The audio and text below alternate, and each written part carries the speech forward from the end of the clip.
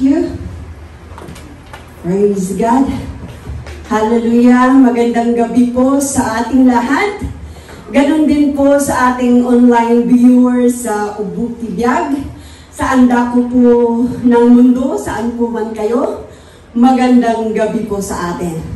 Amen po ba?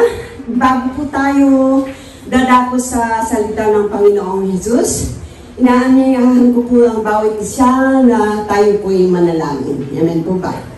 Hallelujah. Heavenly Father, oh precious and loving God, we thank you so much, O Lord God, for this very night, O Lord. We commit everything unto the hands of God. Be the one, O God, to be glorified and be magnified this very night. Just be the one, O God, to speak to each and every one through your words tonight, O God. And be in control. Let your anointing flow and let you, O God, be the one to work and meet the need of each one who will hear your words today. Thank you, O God. In Jesus' mighty name, amen. Praise the Lord. Okay, so let's go to the,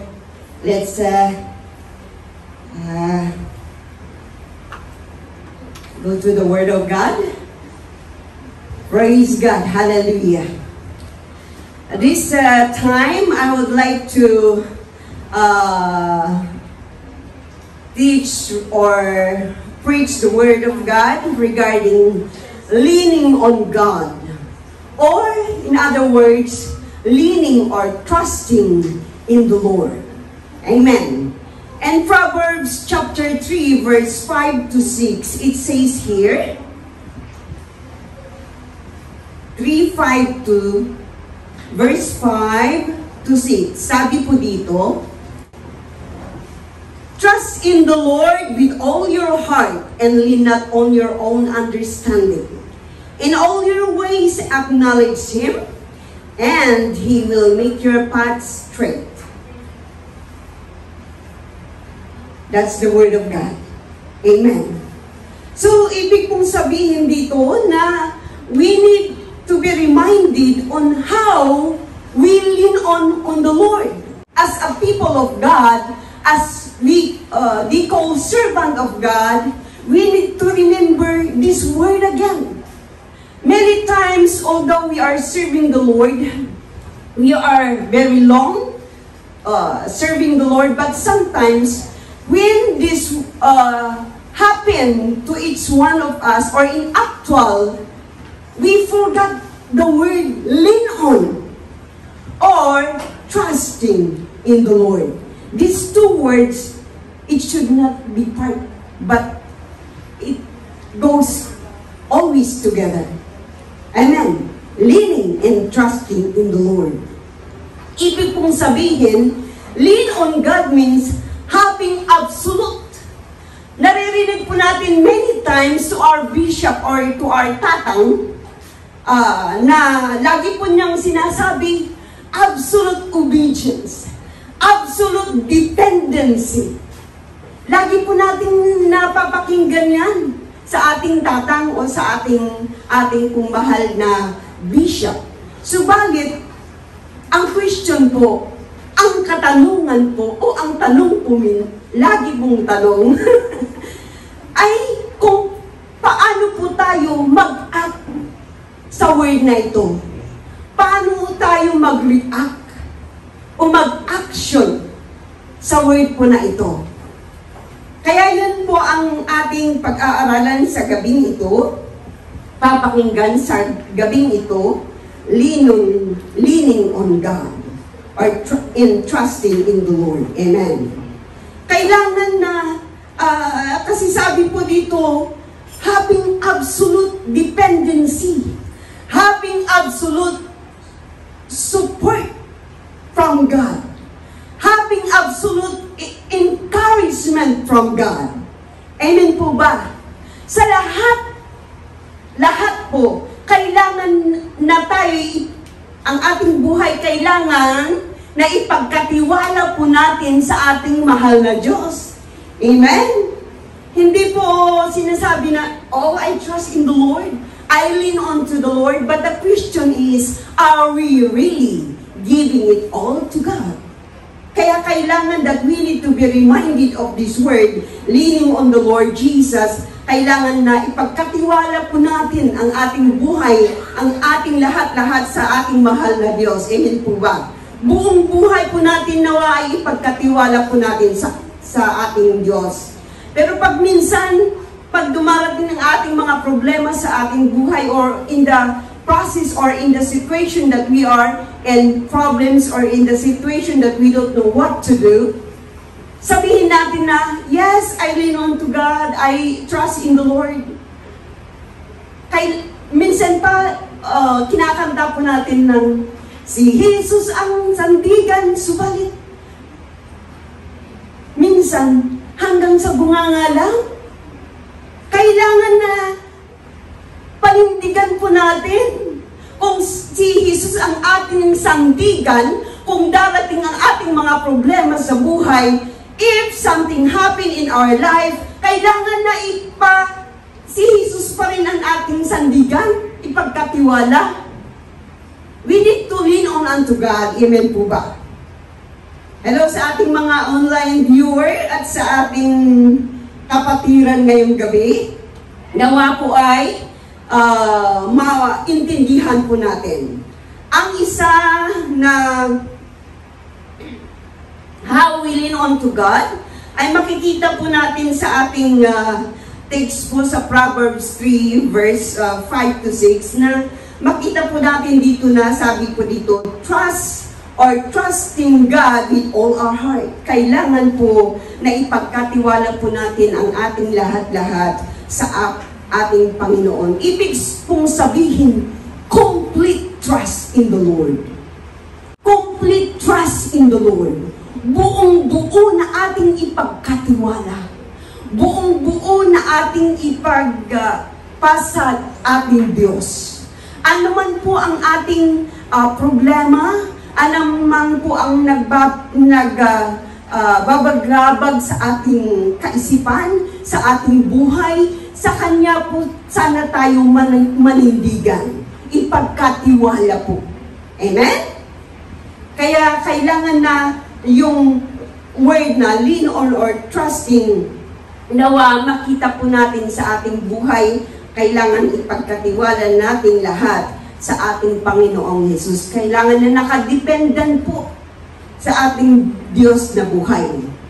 One time, I'm sorry if I just give an example about my son because we know that in the Philippines almost 3 weeks that we have typhoon, right?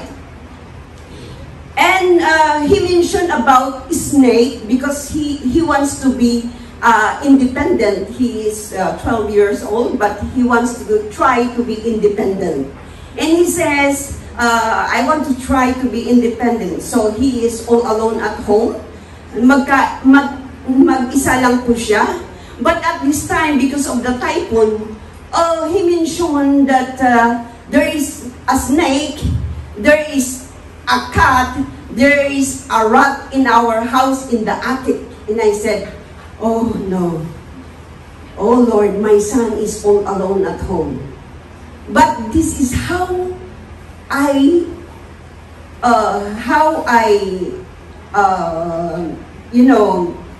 let it work, the word trust or leaning on unto God. You know, being alone, of course, we as a mother, as a parents, we are worried.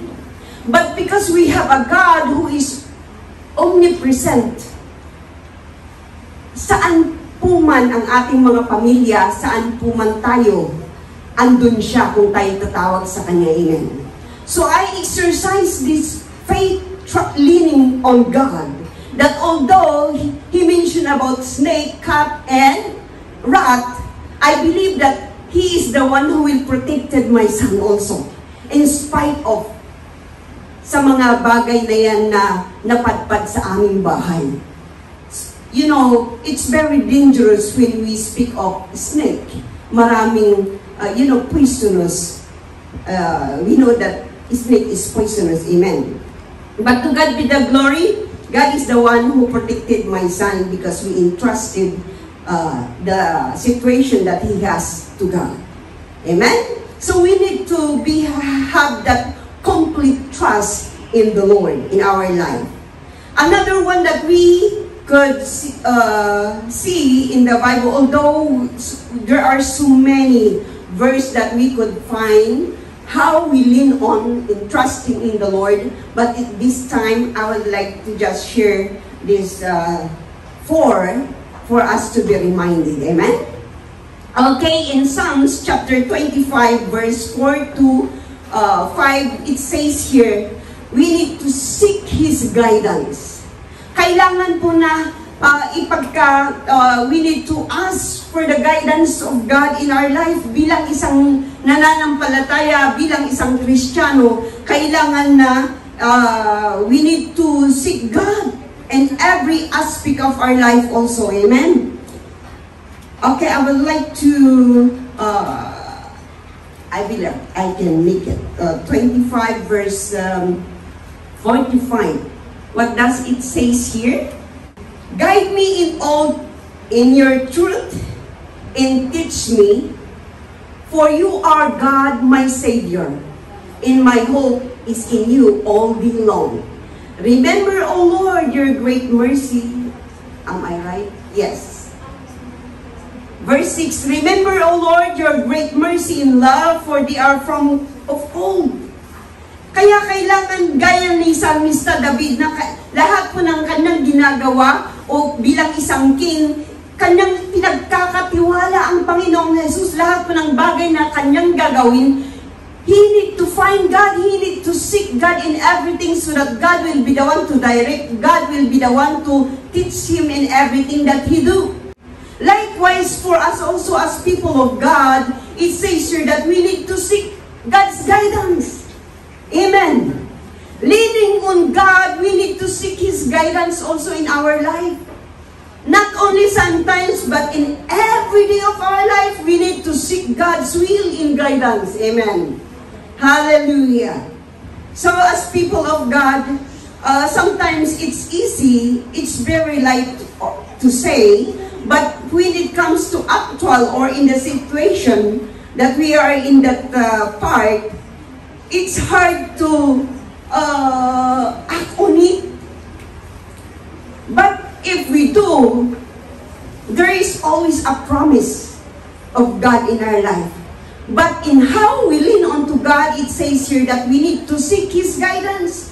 We need to seek God's will in guidance in our life. And of course, in everything that we do, we need first to ask God. We need first to seek God in our life. Amen? And the third, that how we lean on to God is in 1 Peter chapter 5 verse 7. Ano po ang sabi dito? We need to cast our anxieties to God. Kailangan na ibigay po natin ang mga anxieties po natin, worries and burdens sa ating Panginoong Jesus, knowing that He knows in God will do His part if we give unto the Lord, if we lean on unto the Lord through our anxieties, worries or burdens. But many times when in the family, anxieties, there are so many causes or reason kung bakit yung mga sa atin, yung mga iba sa atin ma-experience po yung mga ganitong bagay o word na anxieties. They experience anxieties because of the problems in their families. They experience anxieties because of their work. They experience anxieties because of employment or husband, or because of the wife or children. And many, sometimes even mga dalaga ngayon, they experience anxieties because, oh Lord, I've done seeking you first, and you said that if I will seek you, if I will cast all my anxieties, problems unto you, you will be the one to carry out and help me. But when it comes to having a husband, when it comes having a girlfriend or boyfriend, oh Lord, I'm already in my 40s, less than 40s, and yet I don't have the part of the ribs that you promised to give it to me. That's why sometimes because of that we are in the process or in the situation of what we call anxiety. You know why? Why God is not meeting, or even you ask God or you say to yourself that casting all your problems, worries, or burdens to Him, and yet there is doubt. Why God is not giving you? Because there is doubt in you. That you are not truly leaning onto God. Leaning onto God, there is a process, but you will have the answer in God's perfect time. Amen. But as I said, sometimes we have that anxieties or burdens, and yet we are not casting it all unto God. We need to lean onto Him. Amen. So that in the proper time, God will answer you. God will give His promise. God will move, and He will step by step giving the promise that He has for each and every one, accordance to the situation, according to the prayer that we have, according to how in level of how we lean on unto God. Amen. Kaya kailangan, we need to cast all our anxieties, our worries and burdens to God, because God knows what we need. God knows our situation. Only what He asks is for us is to truly, absolutely lean on to Him through the anxieties or what we call worries and burdens. Amen? Because God is all-knowing God. Amen po ba? Okay. Another one is that in Matthew chapter 11 verse 28, we can see here how to lean on to God is finding rest to Him, in Him. How do we find rest in Him? Ano ba yung sinasabi mo, find rest? Ano ba yan? Mamatay or what? What the meaning of what God means in here in Matthew 11, 28. 11:28 po ba yun? Okay. 11:28, sabi dito, "Come unto me, all you who are weary and burdened, and I will give you rest." Ibig pong sabihin na sinasabi ng Panginoon dito, our tatang always say and expound and explain, the word rest here is peace. Amen? Kaya kung tayo po'y nababagabag, ang ating sanang hahanapin by leaning on is unto God. Amen? Kung tayo po ay hindi natin maunawaan, hindi natin maintindihan ang ating nararamdaman, ang ating sitwasyon, ang nangyayari sa ating buhay, ano ang dapat nating hanapin? Ang Panginoon, the peace of God, the peace that comes from our God. Amen. Leaning on to God is we need to find rest in Him. Kasi siya po ang nag-o-offer sa bawat isa sa atin ng peace. Lalo na sa ating masabing believers or Christian. Ano pa ba ang ating hanapin gaya ng mga world na tao, makamundong tao, ang kanilang hinahanap pag sila'y nabagabag o hindi, they are in the situation that hindi nila alam ang kanilang gagawin. Walang iba na kanilang pupuntahan kundi dun sa bar, sa maghanap ng solusyon sa makamundo. Subalit tayo po ay nananampalataya sa Panginoong Jesus. Kaya kailangan na kung kailangan natin ng peace of mind, peace in the situation that we have, then we need to find rest in God. We need to find rest in Him. Amen. Kasi siya po ang nag-o-offer sa bawat isa na hahanap o nag-aas sa ating Panginoong Jesus ng kapayapaan. Amen po ba? Kaya kung kailangan natin ang kapayapaan, walang ibang lapitan kundi ang ating Panginoong Jesus, sapagkat siya lamang ang siyang nagbibigay ng tunay na kapayapaan. If we lean on to Him, if we find rest in Him. Amen po ba? Hallelujah. So, just these four that I want to share tonight.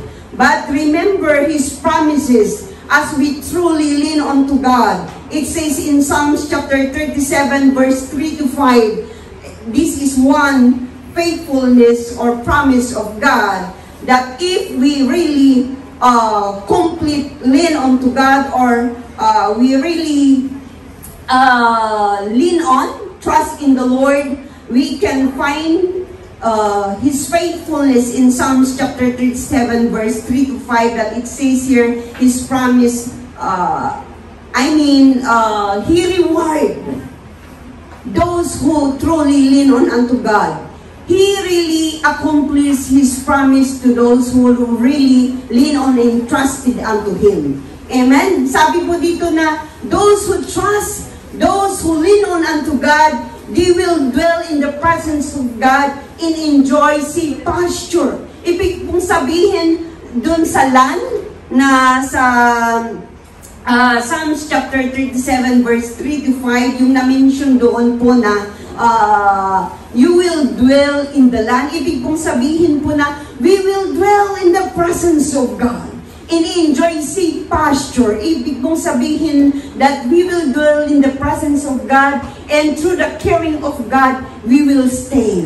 Amen? Kaya kailangan po na kung gusto natin really truly experience the benefits or the promise of God, we need to lean on unto our living God. Amen po ba? If we lean on to God, ano po ang sabi sa Psalms 191 verse 2 also? He will be our refuge and fortress. Ano po yung refuge and fortress? We always hear that refuge. He will be our refuge in times of trouble. He will be our fortress. Ibig pong sabihin, we will be safety in God's presence. Amen. In Isaiah chapter 41 verse 10, sabi po dito, if we lean on to God, He offers comfort and assured of providence, strength, provide strength to each and individual, each one who truly lean on unto God. In Jeremiah chapter 17 verse 7 to 8, it also says there, if we lean on unto God, we will be stable and be fruitful. If we continue to lean and trust God. Not only being stable and fruitful, not speak of peace in the situation that we are for the meantime here on earth, to experience stability in everything, but also especially stability or stable and serving the Lord. Be fruitful in everything. Amen?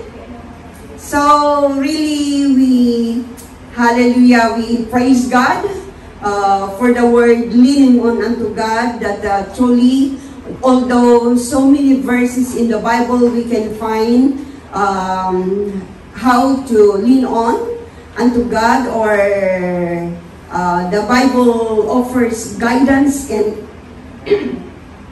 encouragement to each one, or to those who lean on unto God, for strength, guidance, comfort in all circumstances. But I hope this four that I've shared tonight, I believe that it helped for us to be reminded again to to the word leaning on unto God. And if we truly, absolutely lean on unto God, we will receive the promises or answer of how we lean on unto Him. Amen? So God bless each one, and to God be the glory. Let's pray. Heavenly Father, we thank you so much once again for your goodness and through your promises that indeed, oh Lord God, you are the God who is all-knowing. You are the God who is our everything. Without you, God, we are nothing. But thank you for sustaining us and even reminding us through your word of how we lean on or trust in you, God. Help us, oh Lord God, to truly, absolutely lean and trust you, God, with all our life. Although we are here still in the world, but Father, you are our support. You are our fortress. You are our refuge as we truly lean on. Kami kumapit at manandigan po sa iyo, Panginoong Jesus. Salamat po in Jesus' name. Amen. Ibinabalik ko po sa ating MC. Salamat po.